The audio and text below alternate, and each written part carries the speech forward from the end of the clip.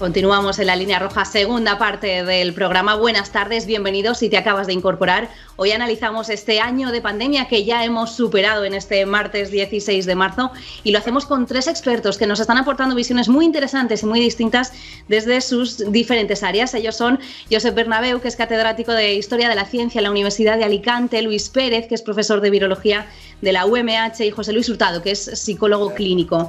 Me gustaría centrar esta segunda parte del programa, estos minutos que nos quedan, pues en hablar de futuro y de cómo veis el futuro que nos espera por delante. Si hace un año nos hubieran preguntado cómo vamos a estar dentro de un año, no sé si alguien hubiera conseguido acertar como estamos a estas alturas. ¿Cómo veis el marzo de 2022, 16 de marzo como un día de hoy, de 2022? Luis, ¿crees que continuaremos yendo por la calle, por ejemplo, con mascarilla, lavándonos las manos y manteniendo distancia de seguridad? Hombre, durante un tiempo sí, debe ser recomendable hasta que haya suficiente tanto por ciento de población vacunada y podamos sentirnos un poco más seguros y todos con una defensa inmunitaria para reaccionar frente a este virus. Estas medidas, además, nos acuerdan, realmente funcionan contra este virus, que es un poco peor que otros, pero la gripe, por ejemplo, este invierno está un poco desaparecida en combate. O sea que lo de usar mascarilla, guardar las distancias, las no aglomeraciones, sí que es un método que evita la transmisión de infecciones virales. Ahora, una bola de cristal para ver exactamente la evolución, lo previsible es conforme haya más porcentaje de población vacunada, que el virus vaya reduciéndose, pueden quedar bolsas de infección en los sitios donde se vacunen menos y eso va a ser una reserva de virus que va a estar ahí y como los humanos pues viajamos en avión y nos movemos, pues esto va para largo. Precisamente, Luis, por lo que comentabas del tiempo que puede durar ese efecto de la vacunación, se va a juntar la segunda ronda de vacunas con todavía los primeros que estemos esperando a que nos vacunen por primera vez, prácticamente.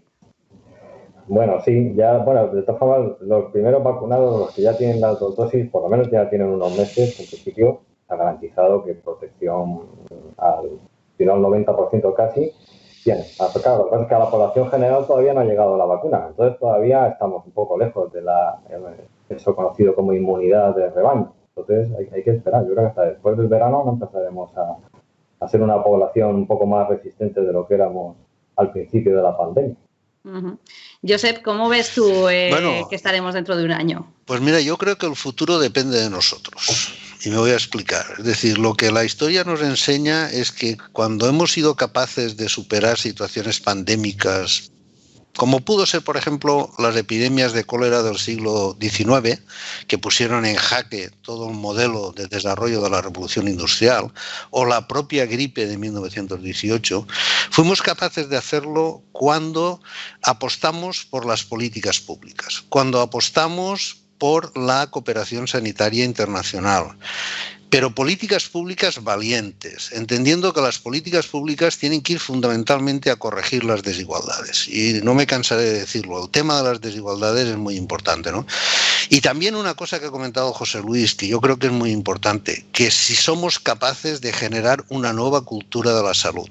Eso ocurrió en el periodo entre guerras. Cuando acabó la Primera Guerra Mundial, entre la Primera y la Segunda Guerra Mundial, fuimos capaces, a través precisamente de la educación sanitaria, de la educación para la salud, de crear una cultura de la salud. Una cultura de la salud que incluso llegó a ámbitos como los de la ingeniería sanitaria, la arquitectura sanitaria. Pensamos que era importante, por ejemplo, el tema de la ventilación, etcétera. Bueno, pues todo esto hay que hacerlo también si queremos encarar con posibilidades el futuro. Pero sobre todo, insisto, políticas públicas. Ahora es más necesario que nunca el Estado, porque es la única forma de que nadie se quede atrás en este proceso y que realmente los más vulnerables, ahí tenemos las colas del hambre, ahí tenemos esas familias que están cayendo en el riesgo de la exclusión social, pues esto que se corrija y que a través de las políticas públicas cubramos de manera digna las necesidades más básicas de todo el mundo. José Luis, los más vulnerables, tú los has nombrado ya en alguna de tus intervenciones. ¿Qué importante va a ser para ellos todo lo que se está proponiendo para conseguir superar, con éxito, entre comillas, esto que tenemos ahora mismo? Sí, estoy totalmente de acuerdo con lo que plantea el profesor. De hecho, yo creo que viendo lo que ha ocurrido con el tema de las residencias, etcétera, yo creo que el sistema de salud tiene que ser sociosanitario, es decir, tiene que incluir, como antes decía, a las personas sanas, aunque sean mayores y vulnerables, y a los enfermos. Tener, bueno, para que sea una política, como si dijéramos, social, porque si la salud no es social, no es salud. En ese sentido estoy... José Luis, acércate un poquito más el micro, que te escuchamos un poquito lejos. Acércate, por favor, el micro a la boca para que te podamos escuchar un poquito mejor. Es que no sé exactamente dónde lo tengo. Ahí está. Bueno, eso, decía que estaba totalmente de acuerdo con el profesor Bernabéu, que me parece que con lo que ha ocurrido en las residencias el sistema de salud tiene que ser sociosanitario, es decir, que incluir también a las personas sanas y avanzar en esta cuestión de una conciencia común y colectiva respecto a más allá de las diferencias, más allá de las diferencias de género, políticas, ideológicas, religiosas, a un objetivo común respecto a la supervivencia de la especie como especie, ¿no? Porque si no, no vamos a ningún lugar.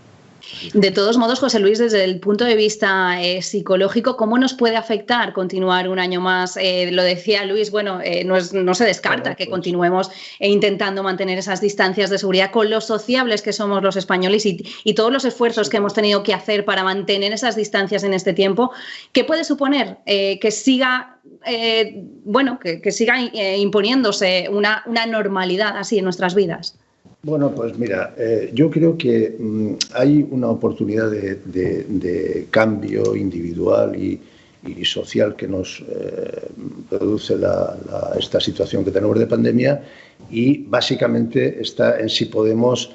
Esta pandemia nos cuestiona a nivel individual, ¿no? Pero verdaderamente si podemos plantearnos qué tipo de recursos tenemos frente a estos acontecimientos, o qué respuesta emocional y subjetiva estamos dando, o cómo procesamos y simbolizamos toda esta alteración emocional que nos puede producir. Esas preguntas, como si dijéramos, son de valor porque nos producen un conocimiento que nos pueden ayudar a ir adelante respecto a esta situación que tenemos, ¿no?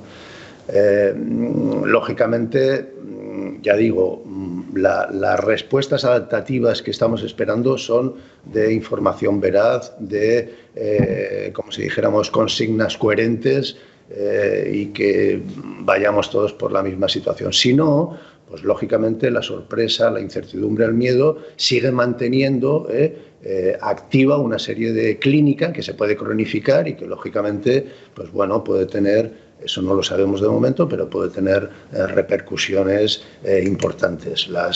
Como antes planteaba el profesor Bernabéu, las hambrunas que dejaron las guerras, pues finalmente tuvieron marcación epigenética, ¿no? Es decir, que llega un momento en que, lógicamente, bueno, pues si podemos acortar todo este tiempo traumático que estamos pasando, pues desde luego mucho mejor, ¿eh?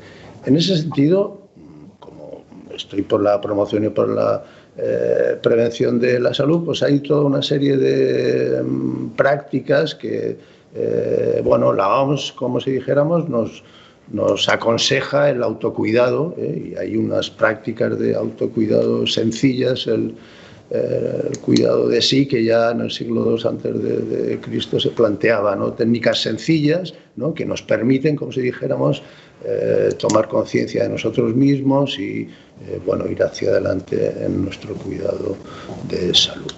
Josep, ábrete el micro, por favor, para que te podamos escuchar. Perdón, que yo creo que antes tú preguntabas cómo salimos de esta, ¿no?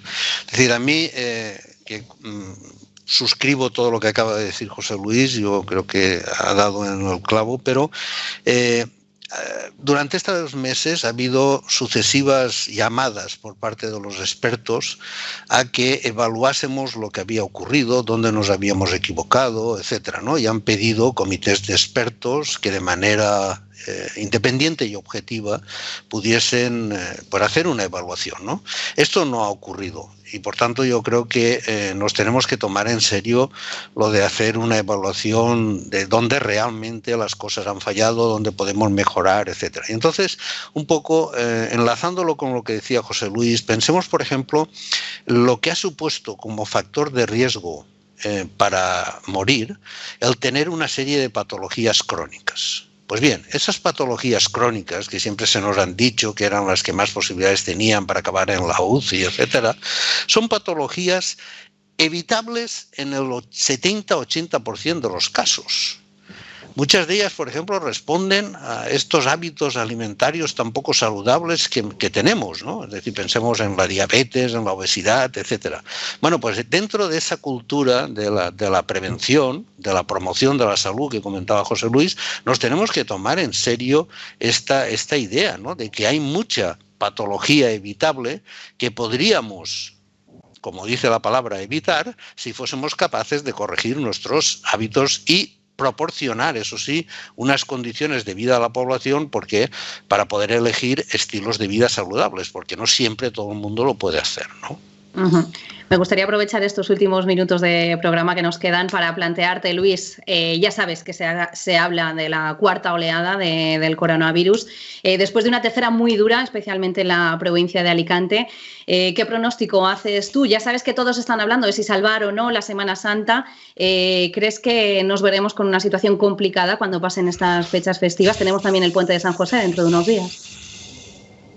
Sí, estas fechas todavía son complicadas. Yo creo que todavía hay que mantener las medidas de contención y de prevención, porque todavía hay poca población vacunada y todavía los niveles de virus son muy altos. Ya hay que apuntar un poco más al verano y ver, eso lo van a decir las cifras.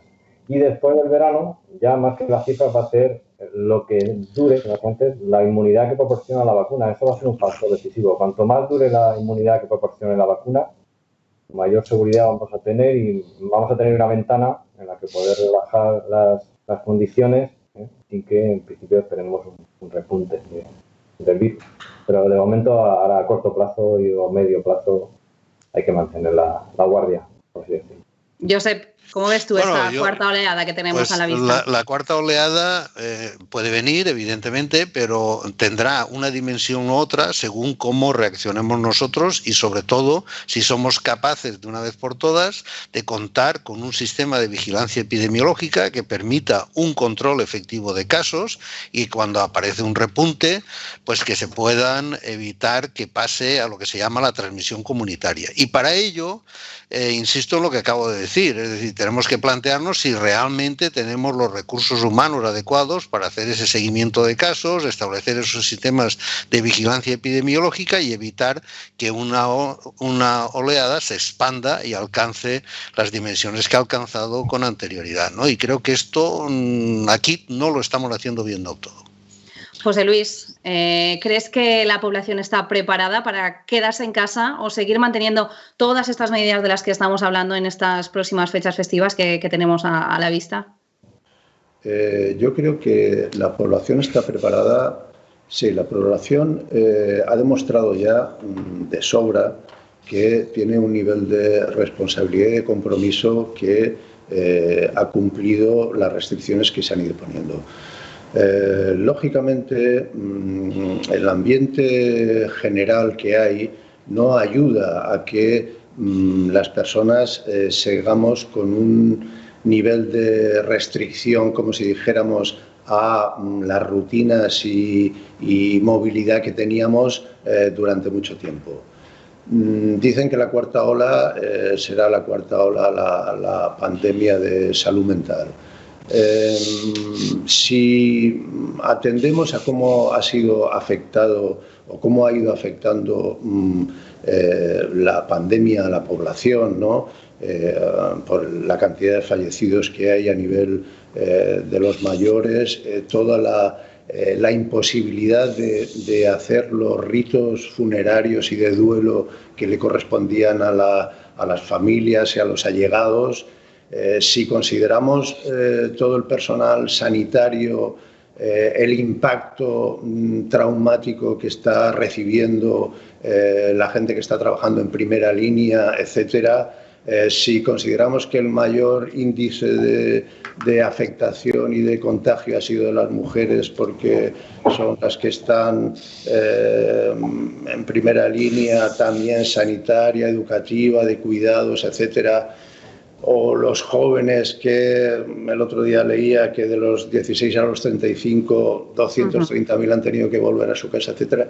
Hay un amplio espectro de población, efectivamente, que está afectada por lo que está ocurriendo. Entonces, es muy importante que la comunicación que se establece desde la política y desde los, como si dijéramos, centros especializados sea coherente, sea veraz y trate a la población como adultos y responsables. Entonces, parece que todo irá mejor. Nos quedamos con esas conclusiones, no tenemos tiempo para más. Ha sido un verdadero placer, Josep Bernabeu, Luis Pérez y José Luis Hurtado, haber compartido. José Luis Serra. José Luis Serra Hurtado. Haber compartido con vosotros el programa de hoy. Espero veros en un tiempo y tener mejores noticias que comentar con vosotros. Gracias. Gracias. Muchas gracias. Gracias también a todos los que nos seguís día a día. Mañana volvemos con actualidad municipal. Cómo no, vamos a hablar de todas esas consecuencias que está teniendo esa moción de censura que se anunció en Murcia y ese terremoto que se ha desatado en la política española. Mañana a la misma hora de siempre. Hasta entonces.